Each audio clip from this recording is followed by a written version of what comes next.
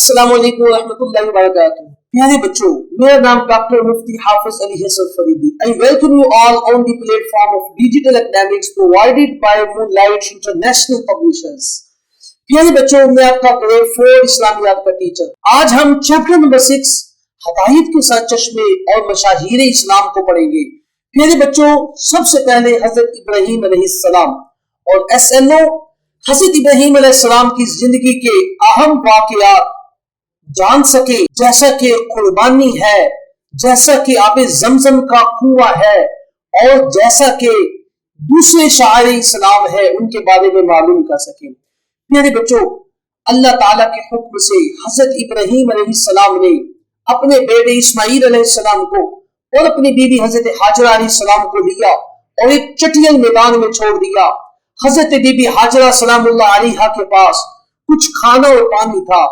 جب وہ ختم ہو گیا تو حضرت بی بی ہاجرہ سلام اللہ علیہا کوہ صفا اور کوہ مروہ جو خانہ کعبہ کے پاس پہاڑیاں ہیں، کبھی ادھر جاتی ہے کبھی ادھر کو جاتی ہے، لیکن پانی نہیں ملتا. اللہ کے حکم سے حضرت اسماعیل علیہ السلام زمین پہ پاؤں رگڑ رہے تھے. آپ کے پاؤں سے پانی کے چشمے جاری ہو گیا، اور پانی کا چشمہ جس کو آب زمزم کہتے ہیں. پیارے بچوں، یہ وہ پانی ہے جو حضرت اسماعیل کے پاؤں سے جاری ہوا. اس سے معلوم یہ ہوا کہ اگر زندگی میں کبھی بھی مشکل آتی ہے تو اللہ اپنے بندوں کو اکیلا نہیں چھوڑتا. اور پیارے بچوں، یہ پانی کا چشمہ آج بھی جاری ہے. جو شخص حج کرنے جاتا ہے وہ اس پانی کو پیتا ہے اور اپنے ساتھ گھر لے کے آتا ہے. پیارے بچوں، حضرت ابراہیم علیہ السلام کی زندگی کا دوسرا اہم واقعہ قربانی کا ہے. حضرت ابراہیم علیہ السلام نے خواب میں دیکھا وہ اپنے بیٹے اسماعیل کو ذبح کر رہے ہیں. انہوں نے اپنے بیٹے کو کہا، بیٹا میں نے تمہیں خواب میں دیکھا، میں تمہیں ذبح کر رہا تھا. تو بیٹا کہتا ہے، ابو جان آپ کو جس چیز کا حکم ملا ہے آپ وہ کرے. حضرت ابراہیم علیہ السلام اپنے بیٹے کو ایک جنگل میں لے جاتے ہیں، زمین پر لٹا کے چھری چلاتے ہیں.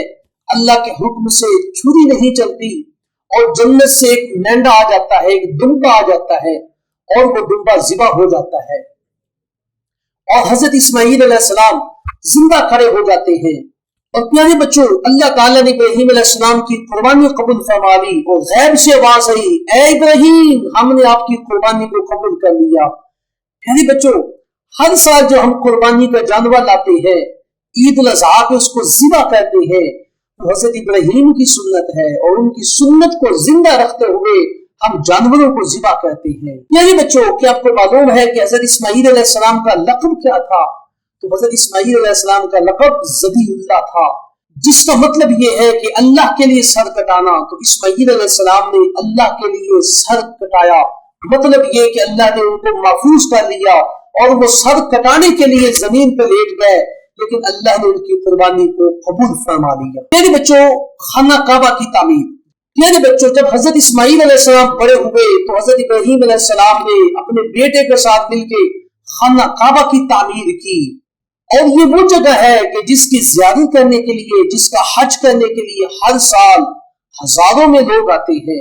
میرے بچوں، خانہ کعبہ کو بنانے کے بعد حضرت ابراہیم علیہ السلام نے دعا کی تھی کہ ان کی امت میں سے ایسا نبی پیدا ہو جو بڑی شان والا ہو.